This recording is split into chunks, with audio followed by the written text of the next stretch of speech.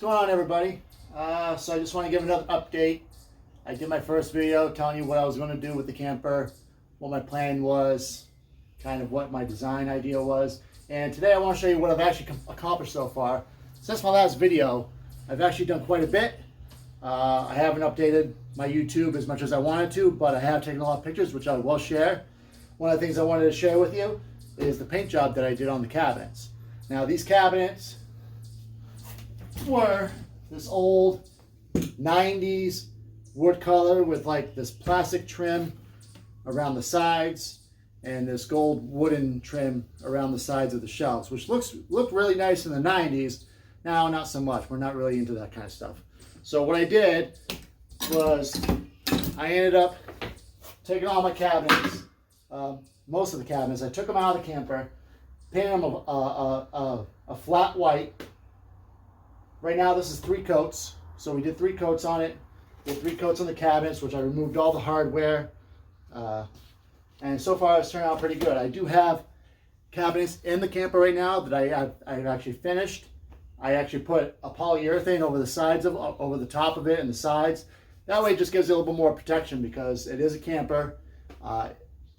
It's going to get worn down, but my thought was that if I could protect the paint, then I'll do it. So I ended up using a oil-based polyurethane. I got it around here somewhere. Hold on.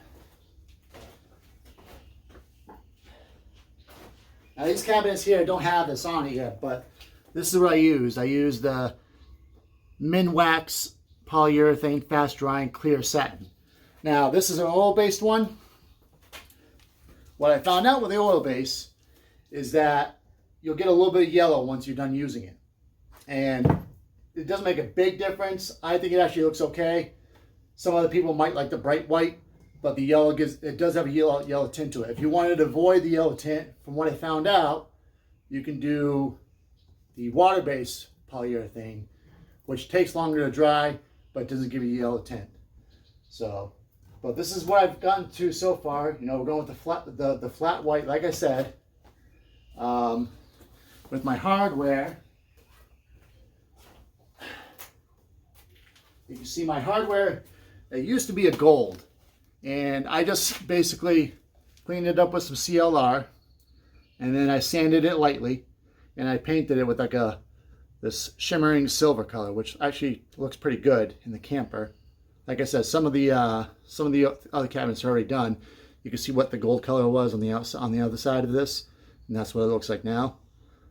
I don't think I'll have a problem with it fading or anything like that. Seems like it's pretty sturdy.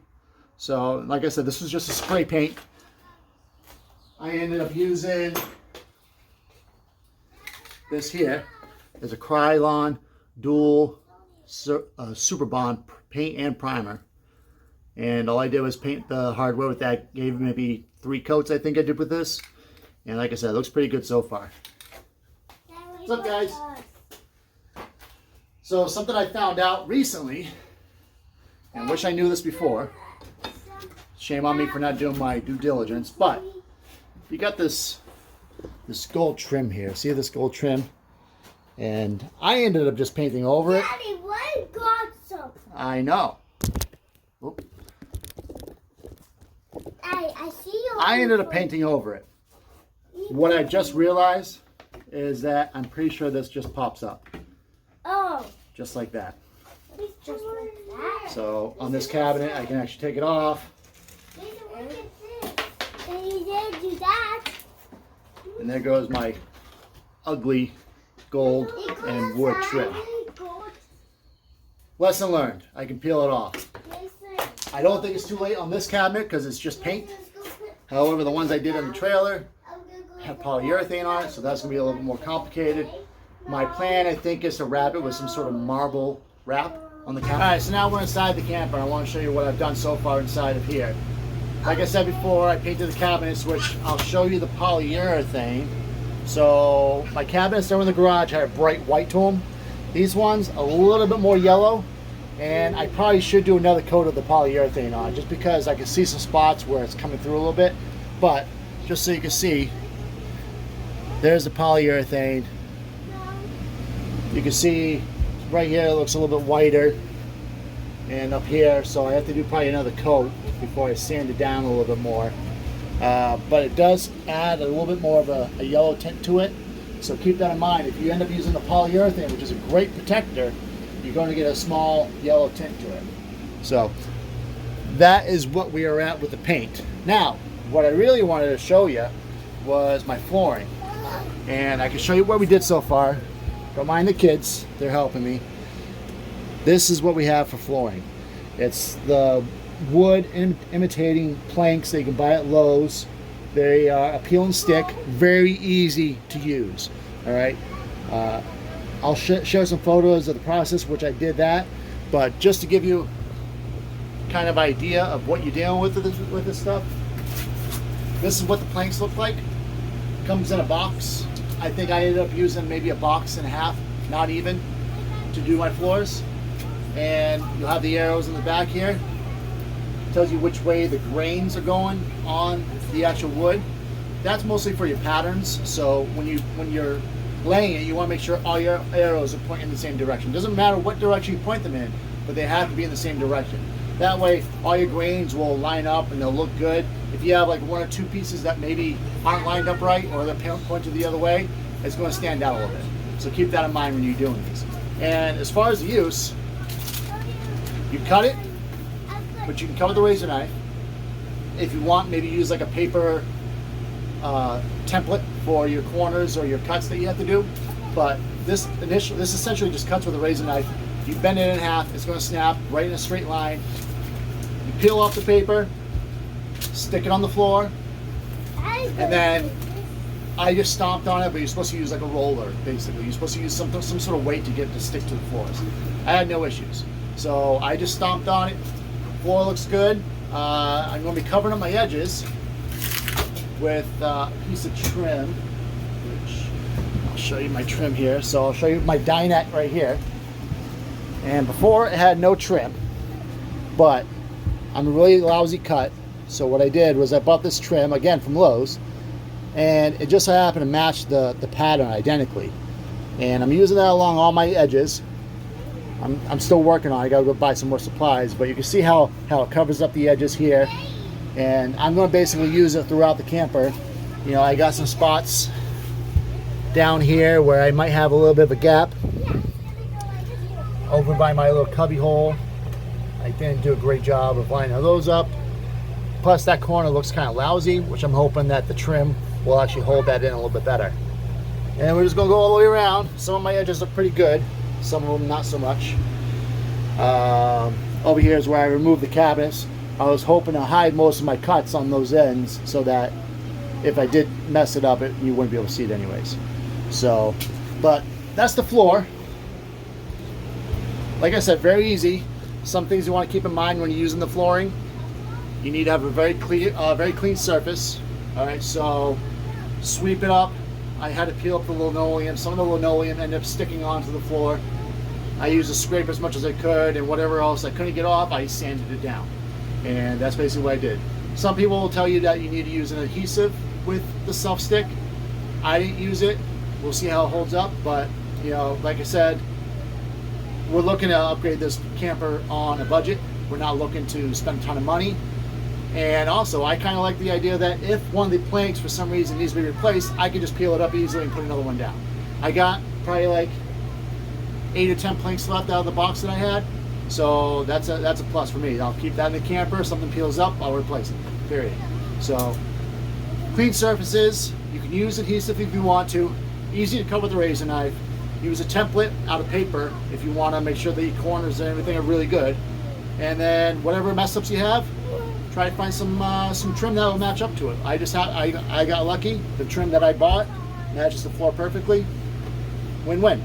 So that's the flooring. Oh man, what was my other ones? So we did the painting. Oh, we wrapped the cushions.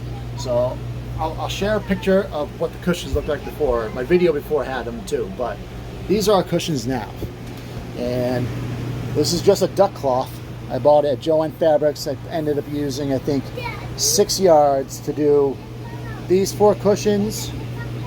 And there's another cushion over here which I used to wrap it. Very simple material, fairly durable. And I lucked out with this too, because this actually ended up matching my canvas perfectly, which was not intended, but I'll show you in a second. But I ended up using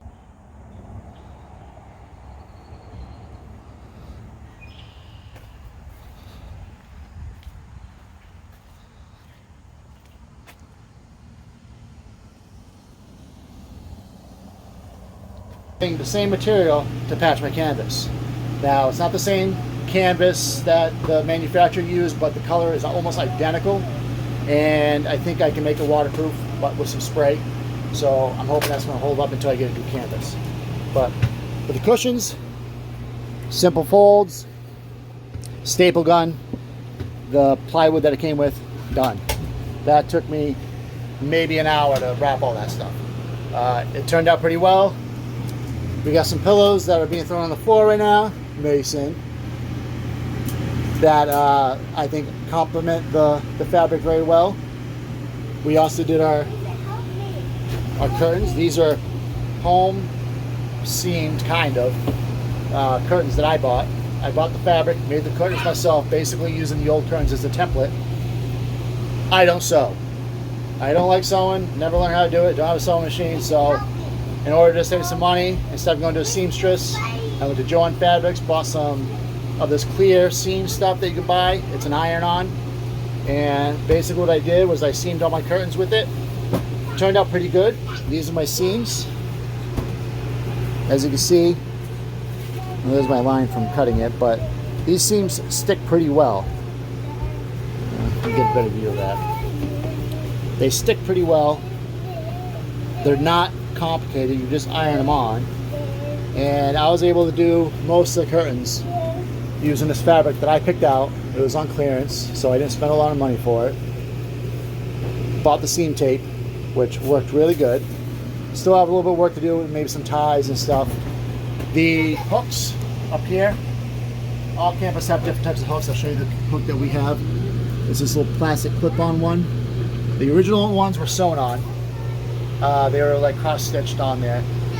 I used hot glue. They fall, but you know, I don't sew. I'm not going to sew through plastic, and it works right now. So we'll see how it holds up. I did my curtains over here as well. You will be able to point out the mistake that I made. Oh, maybe my hot glue isn't working.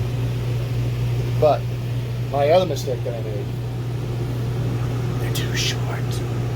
I ran out of fabric. I tried to make them with the fabric that I had. Basically what I'm going to end up doing is I'm just going to seam another piece of fabric onto the bottom of this. So you'll have a middle seam there, but I think it'll look fine. I'll do the other side to match. No harm, no foul. So that's what we have done so far. We did a little bit of spray painting down on the side here. This is just a gray spray paint that I bought from Home Depot, or from Lowe's, wherever I was at the time. It's a flat gray. We just wanted to kind of match the cushions, match the bedding, match the camper itself. And again, the old stuff was like a spotted white color. You can see the difference right here. That's the old color. Kind of shows a lot of dirt, shows its age. Again, great in the 90s, not great now. So we spray painted where we had to do that. And now the next step is that I'm going to finish up painting my cabinets. As you can see, I got one more to do here. This is the toilet, which I did not want to mess with. We're taking all the plumbing out, so I left it in here. I'm going to paint it inside the camper. This time, I'm going to remove that trim though, because that trim is ugly. It's probably not going to work with the paint, and I can buy new stuff on Amazon that'll match everything else I was doing. So that's where we're at. I'll keep you guys updated, share some photos. Don't forget to subscribe if you want to keep on following my posts. This is something new to me, so forgive me if it's choppy or not enough information. But any questions, you guys can feel free to ask on either my YouTubes, under the comment section, or my Facebook. You'll find me all over the place. My name's Tom Labo. So Tom Labo signing off.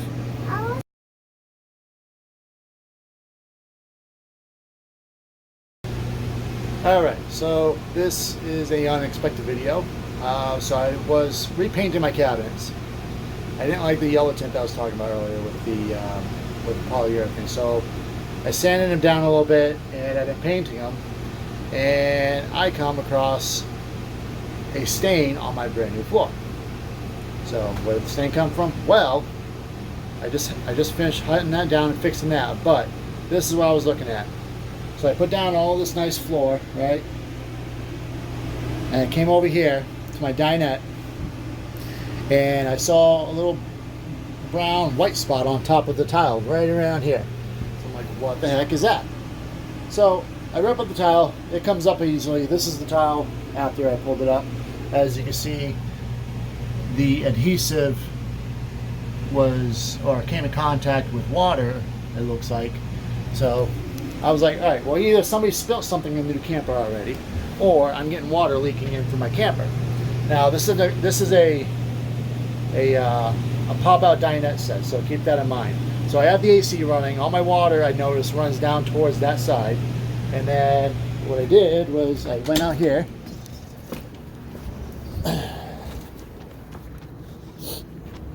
All right.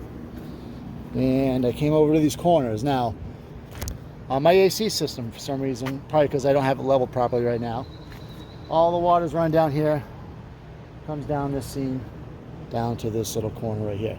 And a little bit happens on the other corner. So what I did, I came out here, and I noticed this was full of all black old caulking. I've already recaulked it with some of the stuff I use, but this was basically rotted away, and water was infiltrating into the side of it here.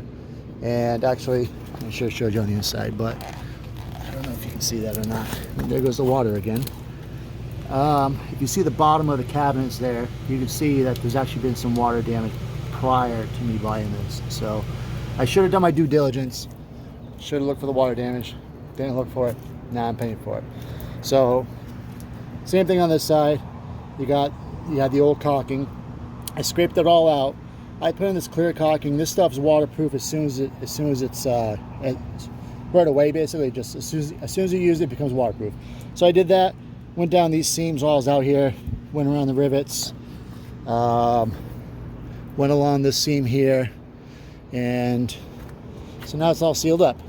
You can see all the water though dripping down. That's just from my AC running. I don't know if you can see it come down that seam or not, but it's dripping. It goes right to that corner. So that is where my water was coming from and ruined my floor that I just put down.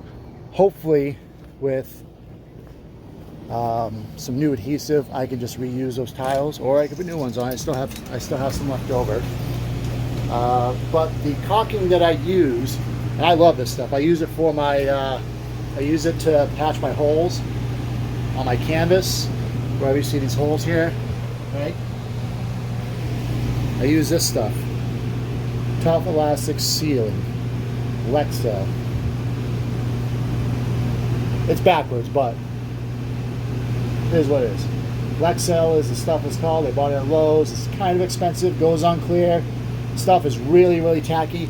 I recommend using gloves if you do use it. Don't do like I do and just use your bare hands and then have to scrub your hands later on. But yeah, so now I thought I was done with my floor. Now we got this.